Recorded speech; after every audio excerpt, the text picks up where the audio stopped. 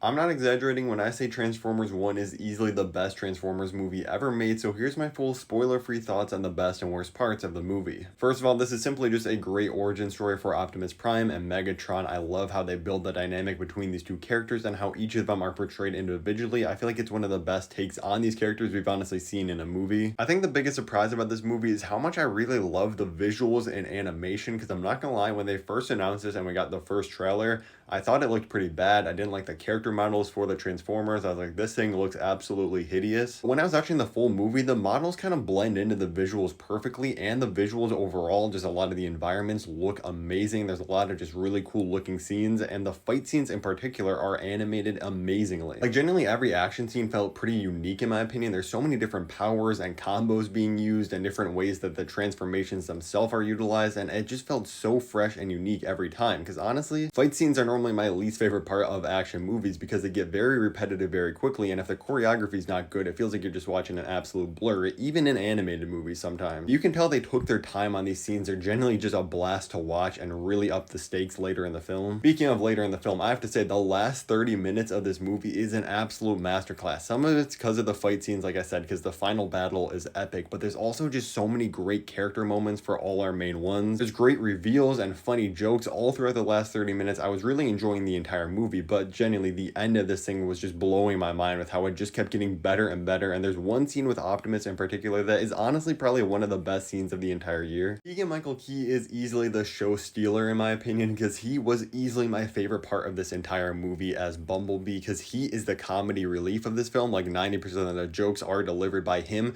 and I'm not gonna lie, I was laughing at pretty much absolutely every one of them. He has a running gag in this movie that they do over and over again from the very beginning to the end so many times that it shouldn't be funny, but I'm not gonna lie, every time they did it, it just got funnier and funnier in my opinion. And he also has one government joke at the end that was absolutely hilarious. It might sound crazy to say it about a voice performance that's mostly comedic, but I think it's one of my favorite performances of the year. It was just so much fun. Keegan-Michael Key was really carrying this thing, even though the rest of the movie is still great. And it took forever, but I love how we finally realized in Hollywood, you know what the best part of the Transformers franchise is? It's the stupid Transformer robots themselves. Nobody wants to see the human characters like Shia LaBeouf or Mark Wahlberg, God forbid, walking around. Just having a movie all about the Transformers themselves, solely focusing on them, having no human characters, was so much better than any of those Michael Bay ones. And while this honestly is a perfect just standalone prequel movie for these characters, I really hope they expand this with at least one or two sequels if they can keep up the same quality, because honestly, this could easily be one of my new favorite trilogies if it does get turned into one. It was just so fun. Now, with that being said, it's not all perfect. My main gripe with this movie is Chris Hemsworth as Optimus Prime, because his voice performance here is a little bit lackluster. Now, I'm not gonna lie,